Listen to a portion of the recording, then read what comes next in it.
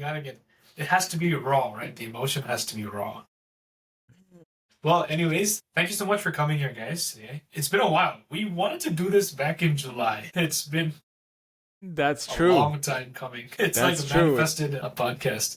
Yeah, in fact, I think our WhatsApp coordination group is still called July. It still is. But anyway, here we are in December, and I think we've picked a good time and the right time to be talking about what we'll be talking about today. Yeah, for sure. And right before we start, if you've seen Johannes here before, he's been in our podcast before. But Chris is a new face. Well, to you guys, he's a new face. And how about we get a quick introduction from the man himself? Thank you for having me, guys. I know it's been quite some time since we played this live. So my name is Dave. I've been working with Johannes for quite some time. I've been collaborating with Adrian as well. He's a very good mentor for his younger peers. Me, I'm a practitioner in education, especially related to project management and business development. Well, sounds weird, but if we think about it, it's not a taboo anymore that education is a business. Bringing in the best teachers or attracting best talents out there to compete with other industries requires a lot of money. So part of my day-to-day jobs is managing how the organization works to provide best talents for younger people. And Adrian was one of them. Ah, thank you for that nice compliment there. I saw what you did. Yes, for sure. I mean that again. These guys are pioneers in the industry, and they're doing great work. I myself am a student, as you all know, but we were introduced through that sector, through education. And I think that's how we know each other. And it's quite interesting to see how the three of us are all in different areas of that same industry. So it's definitely an interesting perspective to have on. And like Johannes mentioned in the beginning, we were supposed to do this in July, but we're doing it in December. And the topic of which we're going to discuss is kind of quite convenient in that way, in that sense. Maybe you can give us a little bit of light on that, Johannes, on what you meant by that. Okay, yeah, sure. So I think in our pre-discussions we were talking about using this opportunity to talk about New Year's resolutions in a broader sense, in the way that obviously New Year is around the corner, so that's coming up, and that is going to be very, very relevant for a lot of people, perhaps you guys as well, as I will find out later in this episode. But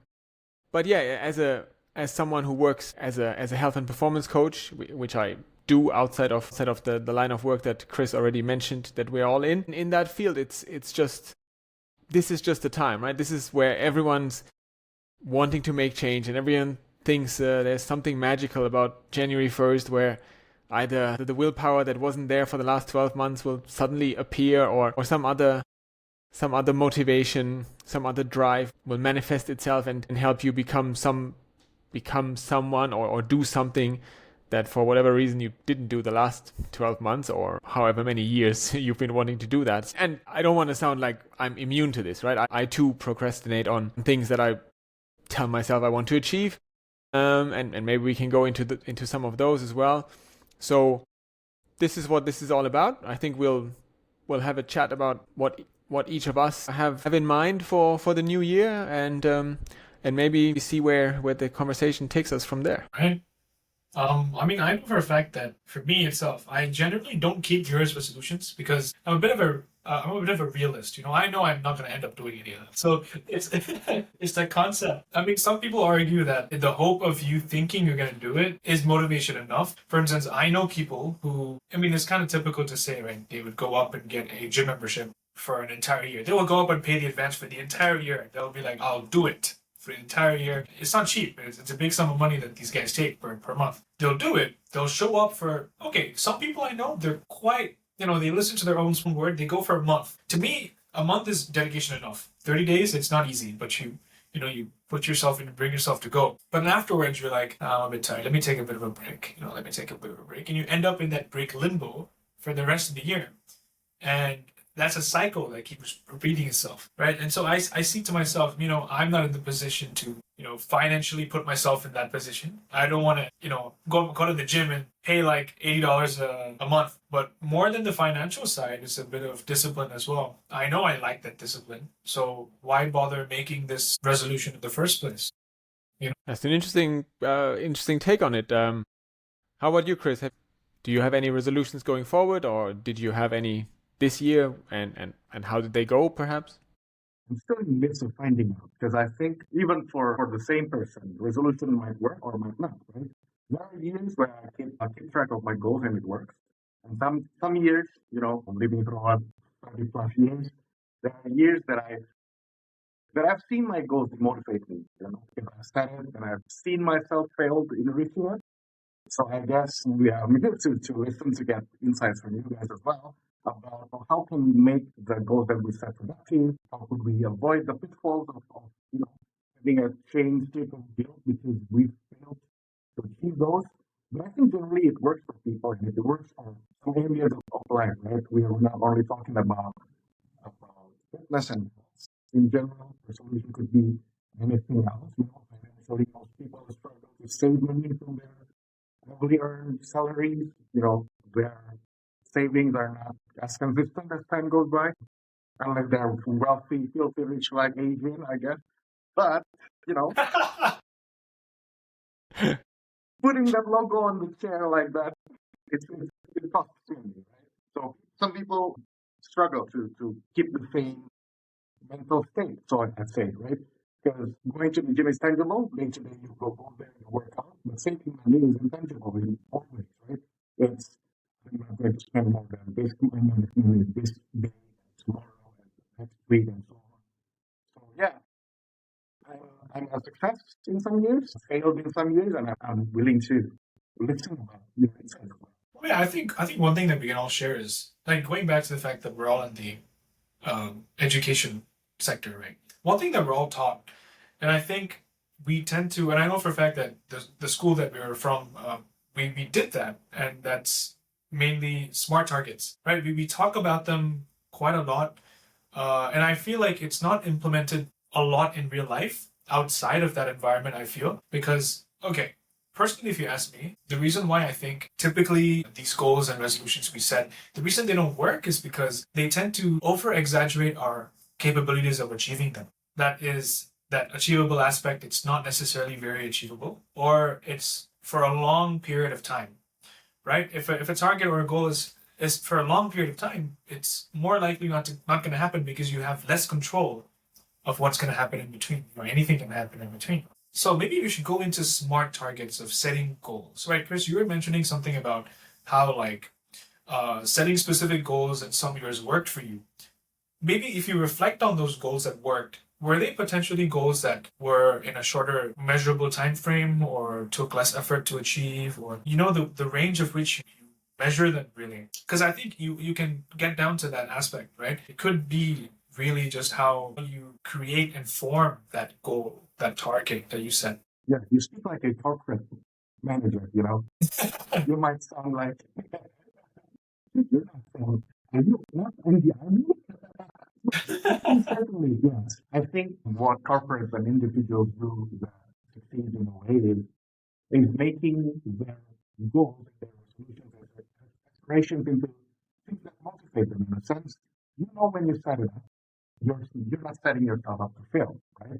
Let's say Yeah. breaking it down to a time frame and an achievable. So let's say I'm going to I don't know, 3 kilograms in 2 months.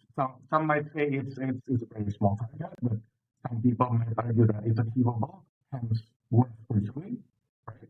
Or you can say, we will generate 3 billion in revenue by next end of year. Some companies might not be able to do that, and the employees will. This is not an achievable target.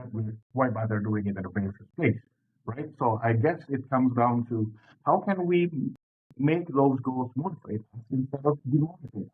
In a way, it's breaking it to dimensions that we can manage. Do you have any experience for yourself? Do you have any goals that you aspire aside from being a handsome army or something else? You can share about what were the goals that you set for yourself, and then do you break those goals down, Adrian? Well, okay, so that's a good question, and the reason why I say that is because now, of course, I'm in university. That being said, it's not the same as high school, right? Obviously not. The structure is very, very different, and you're given this a lot of freedom. It's typically like you decide what you want to do. And if you don't do it, you pay the price for it. So yeah, I guess that's where it comes down to me breaking down things what I want to do and what I don't want to do. For instance, in this time frame that I have, this December holidays. Of course, I am a Catholic, so I do spend my Christmas with my family and my friends. But despite that, I also have a time frame of which I can use to do something that's more useful than just sitting down playing games. So I thought, you know what, let me do this. I have yes, they are. No, I will talk about this on a separate podcast. I definitely will talk about why games are useful. We can do that.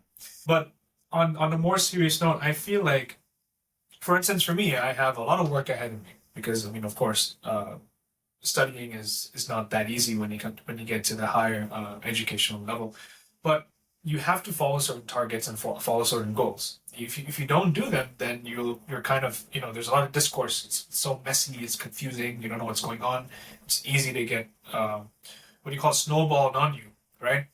Procrastination, like we mentioned in our previous podcast. I mean, it goes on to that. What I do is I use this app called Notion, right? I think you guys probably have heard of it. It's quite nice. See, it has a lot of these features where it gives you it's like a daily task bulletin you can put in for it. For me, I have each course, each module, I have this, I have that. But it's not just education, right? I also have responsibilities at home. I have things to do with my friends and my family. So you can put everything up on there and then be like, you know what, I'm going to prioritize this with this. Well, I want to do this first. You know what, this is not that important. I can afford to do it next week. Simple stuff like breaking it down to the priorities. I think that's the main thing that I tend to do with my goals. And you know, I think goals don't have to be like certainly only a New Year's resolution. Because without New Year itself, like the idea of a new year is just it's a psychological thing, right? It's like, oh, it's a new year. It's going to be different. But I mean, at the end of the day, it's just another day, right? I mean, it's just the clock strikes 12 and it's just another day. But yeah, so I think Johannes, you're a bit excited about this. Maybe you can continue. Yeah, Go yeah. ahead. You see me nodding along because that's Yeah, exactly what it is, right? And obviously, my focus or my emphasis is usually on health and fitness goals. But as you say, this applies to every goal or any goal, and there's literally nothing special about January 1st, right? It is just the next day that comes after December 31st, and there really is no rational or logical reason why, if you didn't have the willpower or the circumstances were not right to do something a week previously, a week prior, why suddenly seeing a new year, a new number on the calendar, why that would make it in any way different, right? And I think that's really, really important for people to realize as a first step is, right, there's nothing special about it, right? If you really want to change now. What's today? I don't know, December 20. Change now, right? There's as good as January 1st. If for whatever reason you sleep half of January 1st, then start on January 2nd, right? It really doesn't matter. What matters is that you do start, right? And you're not only thinking and talking about it on the 31st, and by the 1st you've already forgotten it. yeah, What matters is that you do start, and all the things you talked about, how to kind of break down goals, and Chris, what you mentioned, Adrian, you mentioned about making them smart, so specific and measurable and all these things. That's great. I think probably that's already one step where many people fail with their resolutions, because it's like, oh, this year I'm going to lose 20 kilos. How, by when, why? All these things are not considered at all, right? It's just like random number, this year it's going to happen. That's the first step, to kind of have a plan, have something measurable and specific that is in your sights, and then break it down, because when you break it down, you can get much smaller goals that you can actually achieve on a weekly or perhaps even on a daily basis, right? And this is one of the key things that I think most people don't see, or most people kind of get wrong in the sequence, is motivation doesn't lead to action. Action leads to motivation, right? You do something once, it's probably hard and it isn't fun. You do something again, A, it becomes easier. B, you start to see or feel a bit different. So that's what brings you the motivation to continue.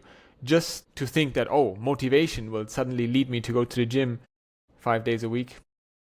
It might, but you'll probably not keep that going. motivation, right? So, Chris, what do you think about motivation? What motivates you? You're looking like, I feel like if you're giving some, typically everything motivates us. Something motivates us. Like you wake up in the morning, you want to be motivated to work because, well, I need money. Or if not, I'll probably be sleeping in the streets. But I mean, other than that, why are you making money? For your family, for your pet dog, whatever it is. What motivates you to create your New Year's resolution? Or perhaps is it the fact that you succeeded last year, so you're thinking, well, maybe this year I'll succeed too. So you continue that streak going on because you mentioned you had a few years it worked, a few years it didn't. So like, what was the difference there? Yeah, I think it's how badly we want them to work, right? At points of life, we have multiple balls to juggle, right? We have different priorities in life, and we have only so much so little time. Sounds like a cliche, sounds like an excuse morally, but I think I'd like to highlight the motivation part. Right? It's hard for people to start. Hence, New Year, a date.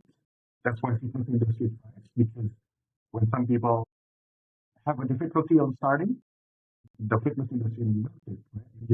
The statistics of people signing up to classes is in January because it's the day where, it's the new beginning. This is when you start. I honestly think, despite the downside of people having that spike in the very beginning, imagine if they don't. Imagine if there is no start date, there is no milestone, there is no spike of people signing up to gyms. Well, people would have tried it out, right? Even though they failed, but it's a start, right? True. What matters most, I think, to this one, is realizing that achieving our goals requires much more than just motivation, right? It's consistency, it's discipline, and that is, I think, what makes the difference between a successful goal and a repeated one next year, right?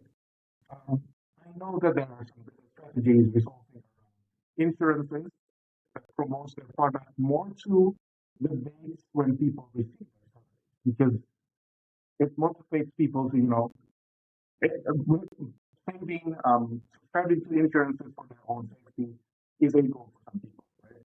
And some days makes it more effective because you have more money in the bank compared to other days, right? So if these Yep. industries are thinking that way ahead to milk us out of our resources, so to say, I think it's best for us to also think how we could make the most out of our own resources, right? So I subscribe to this annual subscription of gym. How can I stay? How could I keep going despite my motivation depleted in the February or in March? How could I still be able to fight all the urges to not complete my goals? I think that would be something to discuss. Maybe Johannes, with his willpower, could share things, one or two. Willpower. I like the way you said that. Yeah, I don't know why I'm being singled out on that. It's not like my willpower is superior to any of you, and I'm sure there are other on the streets, right? I'm sure there are many areas where you guys are more diligent and more willpowered and more disciplined than I am. It might be with your studies, it might be with, I don't know, some learning a musical instrument or something that I don't do or that I don't do well. Typically, this is a bit of a tangent, but for me, health and fitness is working out, staying in shape, trying to be the healthiest that I can. These are things that come a bit easier to me simply because I'm really, really interested in them. And you will have other areas where you are more interested in, where you will find your motivation, so to say, comes much more naturally to you. And there isn't one is better than the other, right? I mean, of course, if your motivation is to, I don't know, play the maximum hours of video games, then maybe that isn't quite as beneficial to the long-term picture as if you were motivated to do something else. But inherently, neither is better than the other. And I want to kind of come back to action leads to motivation, right? You gotta start, and then the motivation will come. Or rather, then the motivation will be maintained, will be sustained. Because you might be super motivated on January 1st and still on the 2nd and maybe still on the 5th. But at some point that goes down, right? It either goes down because the friends that you go to the gym with stop going, or whatever it is, it goes down. And then you have to you better have ways for bringing your own motivation back up. That can take, well, that's very individual what shape that takes. And I kind of lost completely your question, but maybe we go back to Adrian. Well, I mean, yeah, I feel like it is based on what drives us, and each person is different, of course. We all have our own intrinsic motivations. I can tell you for a fact that I know this is quite common for everyone, because as humans, we're designed to flock with the majority, right? That's if you were to go, let's say you're out in a country traveling, you don't know anything about that place, you don't have your phone. If you were to see two people walking on one street compared to, like, let's say 15 people walking on the other one, you'll probably follow the one with the 15 people, because that is our flocking mentality. Similarly, that's how FOMO works, right? The fear of missing out. If we're going to attack that concept of why January 1st is such a different idea, concept, even though we both agreed, you and I agreed that it is just another day. But if it can't be explained rationally, then it can't be explained emotionally then. So the emotional aspect to that is that, well, if everyone is doing it, why shouldn't I? Everyone thinks that Jan 1st is a special day. I mean, it is. It's a special day. Like Chris said, it's a beginning of something. It's a new year. It's the beginning of something. Yeah, emotionally speaking, correct. That's absolutely right. And so I think what people are doing, right, they're attaching that concept of new with goals. So their sense is, well, it's a new opportunity for me to do something that's different, because 2024 is different from 2025 because it's 1 year different. So, maybe this year I can do something different. And if everyone is putting up on their Twitter profile, on their Instagram profile, resolutions for 25, so you're going to be like, okay, let me put one myself. I'm going to read 50 books this year. How much did I actually read? Not even one. But, the concept is there. It's that someone else is doing it, so I'll do it. Yeah. And so that could be one of the potential intrinsic motivations to someone. But like Chris said, it doesn't have to be the only one that motivates you. Right? It could be the first one to get you a start, but you got to keep on pressing the pedal in the car to keep the car moving. Just pressing it once to accelerate is not going to keep it moving, right? So it's the same concept I think that we should consider. I mean, it's something that people should think about as well. Yeah. What yeah. really? And I like that you mentioned intrinsic motivation, because I would almost argue that going by this date, this magic date, January 1st, is actually not intrinsic, it's extrinsic. Okay. It's someone, some society or whatever telling you that now is the good time to start. Whereas maybe, I don't know, maybe you went to the doctor on November 24th and he told you, you got to lose weight. Maybe that is a much better date to then start, right? Because that is motivation, or that is a reason linked to you, not to the calendar flipped. Yeah, it's true. The doctor probably would not say, you know what, Jan 1st is a better day for you to lose your weight. Yeah, He'd probably say, bro, so wait. Yeah, no, it's true. And maybe I can change what I said in the sense that so perhaps what convinces people to take on that goal at the beginning of Jan is an extrinsic value, whereas the need to continue or the need to sustain that goal focuses on your intrinsic value itself, your intrinsic motivations.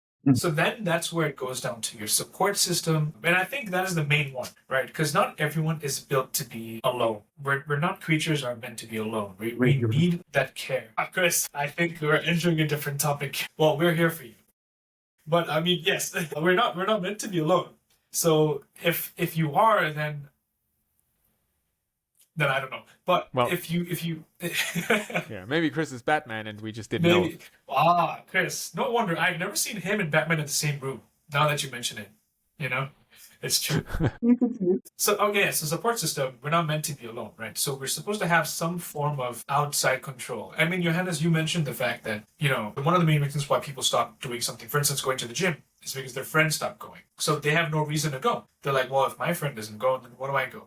And I can tell you for a fact that I'm kind of the same, because a lot of times I don't have the need to go to the gym alone. But someone has to initiate it. I mean, one of my friends or two of my friends, they're like, yo, how about let's go to the gym tomorrow? You want to go? Then I'll be like, okay, let's go. 3 of us. That's support system for each one of us. Let's go. But I would never have done that on my own. And so that's something that's support system is very important. What do you think? Does it think it applies to all types of goals, or how?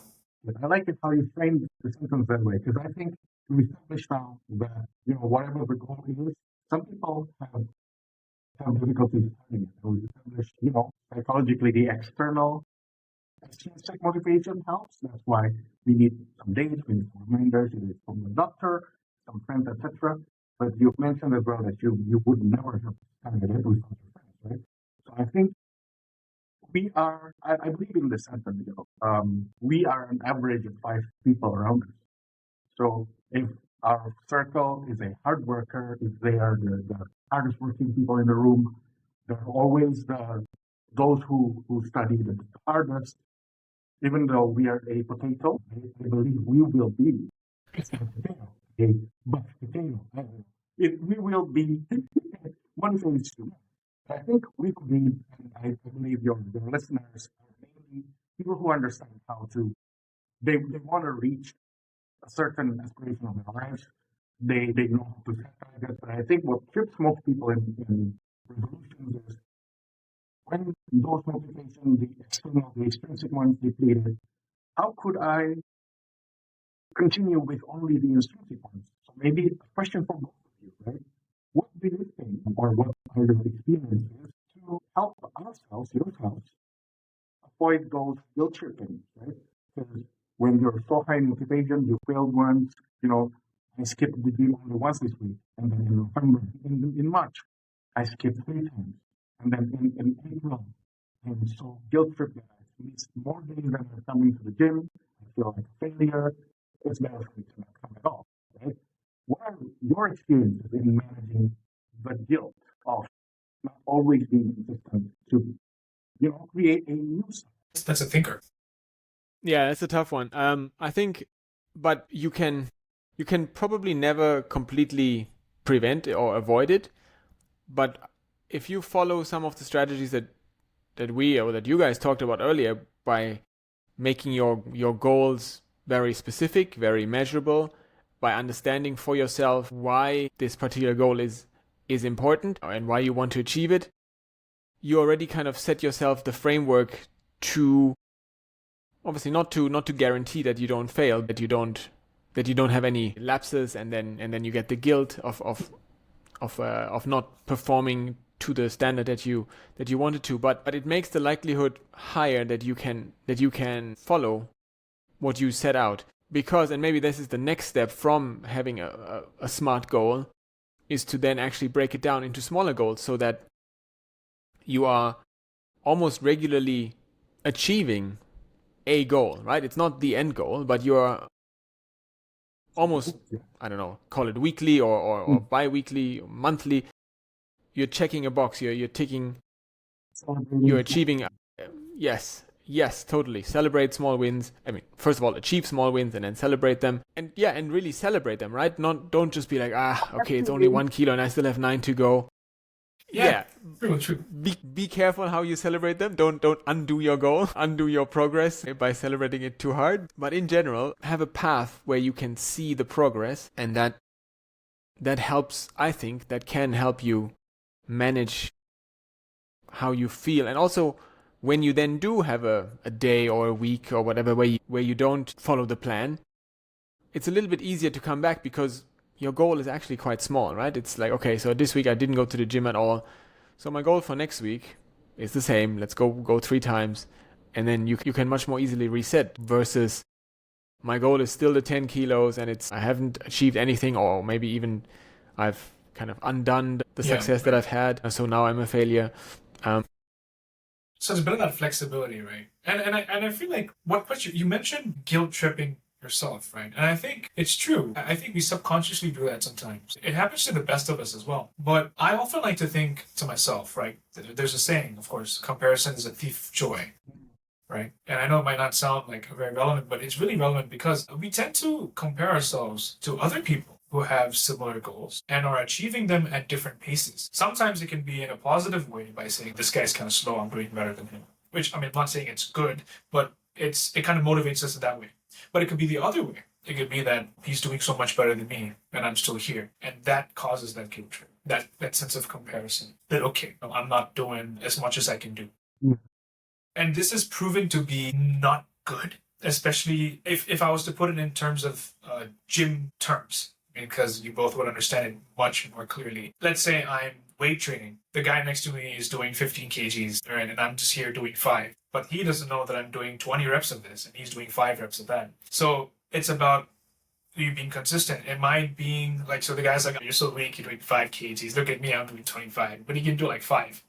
You only do 5 reps, but I can do 15 reps. And it's the concept of being like, okay, it's not about the size of the weight you're carrying, but it's about the value of each rep, right? It's how effective it is to you, because you're different from them. They're not you. So that sense of comparison, it shouldn't exist. I feel like if we can find a way to alleviate from comparison, keep ourselves a bit more humble in that sense that, you recognize that you're different. You recognize your abilities are different from others, and you work that with your smart target, then you're actually setting yourself up for success, because no one can steal your joy. Yeah. Yeah, totally. And I mean, to your point with the gym example, you don't know what the other person came from. Maybe he's been lifting 25 kilos for the last 10 years and hasn't made any progress. Yeah. And you've just started and you're now already on the 5 kilos coming from nothing. So maybe your progress is actually much, much better and much, much faster than his. So you wouldn't know that. And then just to add to that kind of comparison, the thief of all joy, social media obviously just makes everything so much worse. Yeah. Because now I'm not just comparing to that guy on the bench next to me. Now I'm comparing to the whole wide world. And everyone's lifting more than me, of course. Yeah, I mean, I'm looking at John Cena. I'm like, look at that guy. Look at what he's doing. And I'm here lifting 2 kgs. So, yeah, I mean, of course, you open yourself up to an environment such as the social media. I mean, now we're going into a different spiral, because you can argue that it's kind of how people market themselves. They put themselves up so high that that's how they get the money. It's because, and they're selling their products. They're like, yo, buy this whey protein, because I'm John Cena and I'm taking this whey protein. That's why I'm so buff and big. And you're like a small, normal guy, right? So if you buy this and then they sell their workout routine. But the thing again, I mean, you of all people know this. It's not like it's one template that everyone can use. Everyone has different bodies. Everyone has different medical conditions. It's not the same way for everyone. Each person has a different amount of protein intake they need to take. And you can't do that. But they do. And people still flock to them, like we mentioned before, the flocking mentality. You buy their products, marketing, and all that. So it's a very similar concept. And that's kind of also why a lot of companies, they tend to bandwagon on this New Year's resolution. They tend to be like, New Year's resolution, buy this new TV, start the year off right. And it works. People do it. It's kind of like that concept that we mentioned. It's that emotional sense, that psychological sense of doing something new this year. Smart target. I'm gonna earn a lot of money this year. I know I'm getting a raise next year. So let me celebrate early by buying a new TV. Something like this. That concept of celebrating early, but at the same time using social media, getting exposed to people who are, comparing themselves to them being paid off. And it's kind of like an interesting perspective to see. You have to humble yourself sometimes. Yeah, completely agree. I'm interested to throw a bit of questions at both of you, because some questions is more fun than answering now. Of course it is, Chris. You've been doing this for a long time. I'm seeing you. Go ahead. Yeah, so I would like to resonate to what you said, Adrian, about comparison to people. Sometimes we also compare ourselves to what we ought to be, right? And I think that is the guilt tripping that people experience, in midst of June, July, when you let's say your goal is to read 12 books, right, a year. When you're in June, you've only managed to read 1. Some people have that mentality of comparing themselves. This year I should have read 6 by now, for me to read 12 by the end of the year, right? I like the concept of atomic habits, in which if it's something that you like, you should aim for an incremental growth, right? If it's in June and it's only 1, don't overblame yourself. Keep reading. Maybe you get your second book by July, etc.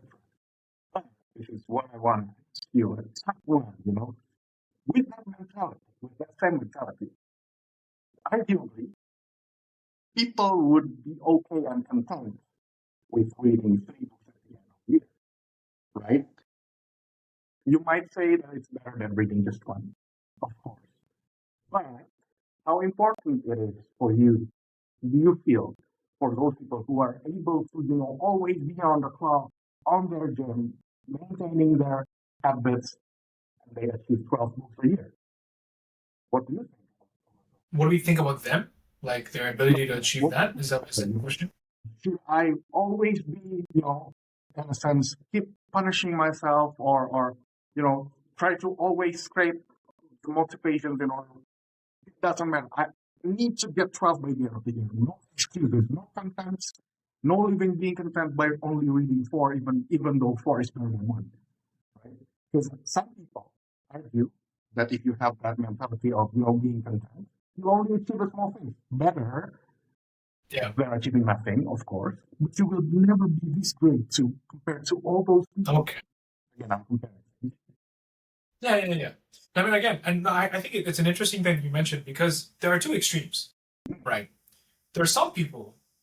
Okay, I feel like there's two types of people who live. The one person, and that tends to be the normal person, an average. They have very very normal life aspirations. They just want to just do a 9 to 5 job, just live the life, have a family, have kids, just live a simple life. And then there's another type of person who has a lot of aspirations, has big dreams, big achievements. They want to achieve, they want to do big things. There's nothing wrong with either of them. It's perfectly normal, perfectly respectable to live a normal life. And at the same time, it's also perfectly achievable and normal to have those big dreams and all that. So if you are content with just having small increments and you're happy with that, I don't see the need to compare yourself with someone who's doing so much better in terms of in their own, like you said, let's say they're doing 12 books a year and they're, at the gym every day. To them, they might never be content because they need to keep going on and on and on because that's their system. But, to them, maybe they're saying, well, I only read 12 books today. Next year, I make it 24.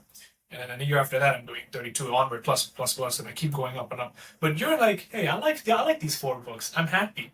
Next year, I'm going to read 5. You know what? And it's, again, comparison is a thief of joy. You mentioned this, and I can view my comparison differently to how you would view it, right? And maybe the fact that I look at someone, I don't want to name anyone specifically, but let's just say some public figure is doing something very good, right? And I understand.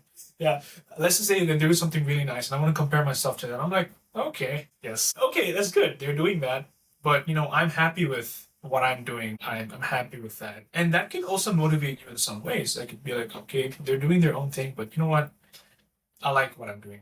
For instance, if I was to give a personal example for myself, when I was a kid, I always wanted to be this big YouTuber. These big, like with the big following, millions of subscribers. But making videos were a bit of a passion for me, and I did it for the fun of them, for the hobby. Once you get to that stage where you're recognized, it stops being a hobby and it starts being a job, right? Then you lose that sense of that feeling of that longing to do that things again.